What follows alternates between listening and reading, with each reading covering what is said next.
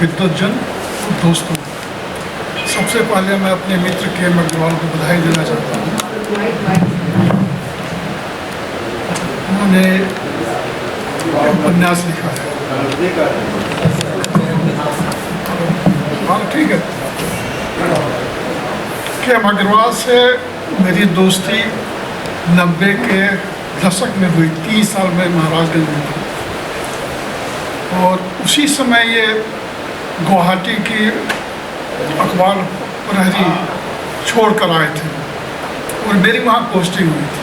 मुझे भी एक ऐसे व्यक्ति की ज़रूरत थी क्योंकि मैं ऐसी नौकरी में था जिसमें कहीं न कहीं कोई राहत की सांस मिलती। तो हम लोगों ने कब से 30 साल तक मैंने मतलब साली दिन का प्राप्त किया। हम लोग लगातार कुछ न कुछ गोष्ठियाँ करते रहते थे। दूसरा यह है कि महाराजगंज मैं 3 साल रहा हूँ और मेरे पूरे सर्विस टाइम में मैं अनेक जिलों में रहा हूँ, दर्जनों जिलों में रहा हूँ, लेकिन उसके जैसा सुंदर और आच्छादित हरितमा से आच्छादित जनपद मुझे नहीं मिला। सबसे बेहतर यह था कि वो छोटीवाली का बॉर्डर है या नौतनवा का बॉर्डर है, वहाँ हम लोग लगातार जाते रहते थे और हमारा जो परिचय वहाँ के संस्कृत से होता रहता था। इत्तेफाक से मौज वहाँ के रहने वाले हैं, क्या हो गया, क्या बदल गया होगा वो नहीं मालूम, लेकिन वो था वो मेरे। इस उपन्यास को पढ़ते हुए मुझे बार बार उस तमाम जगहों की याद आती है, सिसवा, छोटीवाली, महाराजगंज सब जगह। तो इस उपन्यास में जो रूपमती का चरित्र मुझे बार बार लगता है कि वो दुख के साथ ही पैदा हुई। बहुत सारी चीज़ें अपने साथ लेके पैदा होते हैं क्योंकि उसका जीवन कई तरह का। एक तो वो उसका मतलब बेच दी जाती है वहाँ वेश्यालय में, तो वहाँ का वर्णन थोड़ा बेहतर होता अगर थोड़ा उसको स्टैंड किया गया होता, क्योंकि सोनागाछी का जो वो जगह है वो बहुत मशहूर जगह है, वो बहुत सारी चीज़ें बहुत सारी लिखा भी गया। दूसरा जो बीच में जो ये पॉलिटिकल जो आता है, पॉलिटिकल कल्चर आता है वहाँ पर, कैसे पॉलिटिक्स, हम पॉलिटिक्स से बच नहीं सकते हैं, हमारे जीवन का वो पीछा करती रहती है।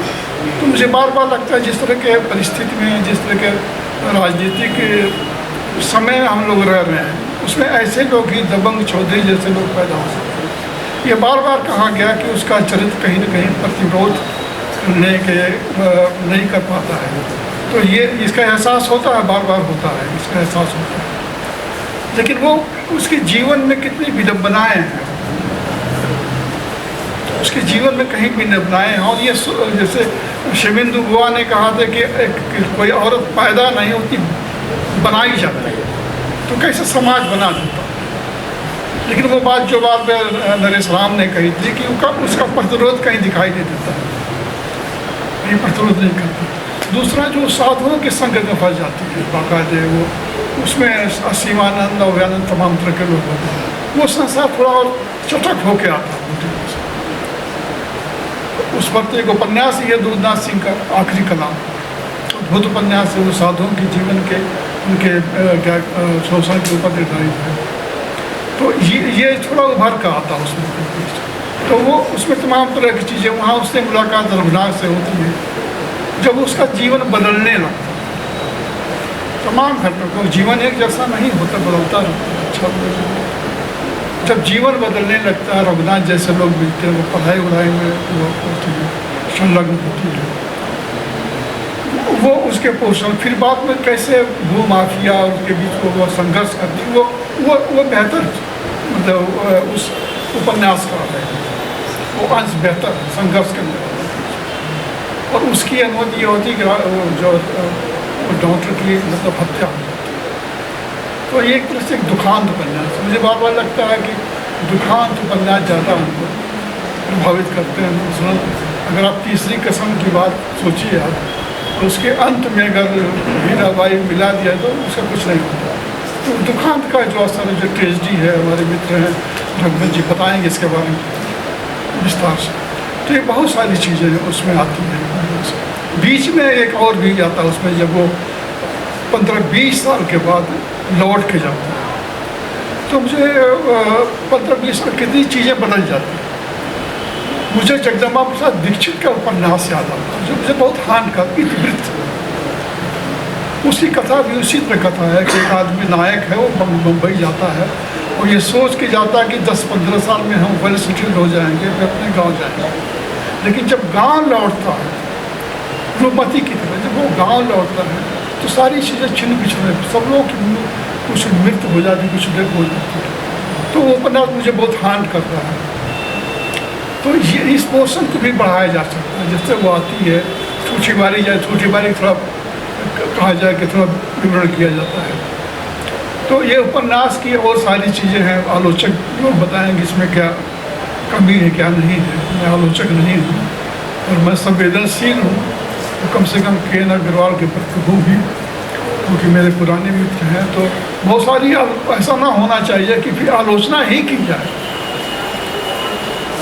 लोकार्पण का एक तरह से तरीका ये होता है कि उसको अच्छा अच्छा कहा जाता है, फिर बाद में जैसे अगर लेखक को बात ना है तो उसकी अलग गोष्ठी की जा सकती है, ठीक है। तो ये चीज़ें हैं उसमें। तो मेरे ख्याल से वो एक समन्वय स्थापित करने की ज़रूरत है इन सब चीज़ों में। और मैं तो के.एन. अग्रवाल का शुक्रिया अदा करता हूँ कि उन्होंने ऑफ़र दिया कि आप मेरे उपन्यास के बारे में जो चाहें बोले, हम उससे सीखेंगे। तो इस तरह देखा जाए कि तो इनका जीवन जो है कि जिस उम्र में लोग होश खोने लगते हैं, ये जो पॉजिटिविटी है उस उम्र में इन्होंने लिखना शुरू किया। और बहुत सारी चीज़ें जो है पत्रकारिता के जीवन में, हमारे यहाँ बहुत सारे पत्रकार बहुत अच्छे लेखक हुए हैं, बहुत सारे कवि हैं। रघुवीर सहाय का नाम ले लीजिए, आप गे का नाम ले लीजिए, विश्व खरे का नाम ले लीजिए, सर्वेश्वर दास सक्सेना का नाम ले लीजिए, क्योंकि बहुत सारा रॉ मटेरियल आपको पत्रकारिता के रूप में मिलता है उससे। लेकिन ज़रूरत क्या है? ज़रूरत क्या है? जो आपका तथ्य है उसको आप कैसे उसमें रचना मिलाते हैं, किस कला के साथ है, तो बहुत ज़्यादा ज़रूरी है। लेकिन एक चीज़ तो ये है, जब उनका उपन्यास मिला, ये सारे लोग बताएंगे अच्छा बुरा है, लेकिन मैं अपना अनुभव बता रहा हूँ। जब इनका उपन्यास में तुम्हें एहसास में पहुँच गया, इतना रोचक। बहुत सारे पाठ्य उपन्यास हम लोग पढ़ते हैं, मैं नाम लेखकों को नहीं बताऊँगा। जैसे मार्केस का उपन्यास है, उनको नोबेल प्राइज मिला, बहुत सारी चीज़ें हैं, मैं नहीं पढ़ पाता, मेरी अपनी सीमा है, हो सकता है मेरी समझ कम है। तो पठनीयता उपन्यास का एक बड़ा गुण है, मैं पढ़ गया बाकायदा। और बाकी मुझे लगता है कि जब अगला उपन्यास अग्रवाल साहब लिखेंगे तो बहुत सारे लोगों से सलाह लेंगे, वो अध्ययन करेंगे। जैसे मान लीजिए आपको साधुओं के समाज के बारे में अध्ययन करना, सुधीर कक्कड़ की किताब बड़ी मशहूर है, उसको अगर पढ़ा जाता उसमें, या मान लीजिए साधु संतों की जीवन के बारे में, तो आखिरी कलाम उसके लिए सब बहुत सारी किताबें लिखी गई। तो लिखने के बारे जो मेरा अपना अनुभव, इससे वाले जिस विषय पर आप लिखते हैं उससे संबंधित उपन्यासों और साहित्य को पढ़ना बहुत ज़रूरी है। तो मुझे लगता है कि ये जो ये चीज़ अगले उपन्यास में दिखाई देगी। बहरहाल मैं इन्हें पुनः बधाई देता हूँ, इतनी जिजीवसा के साथ ये लिख पढ़ रहे हैं। जब हम लोग अभी इस उम्र में महसूस करते हैं उम्र दराज होने की, ये बहुत बहुत शुभकामनाएँ। धन्यवाद।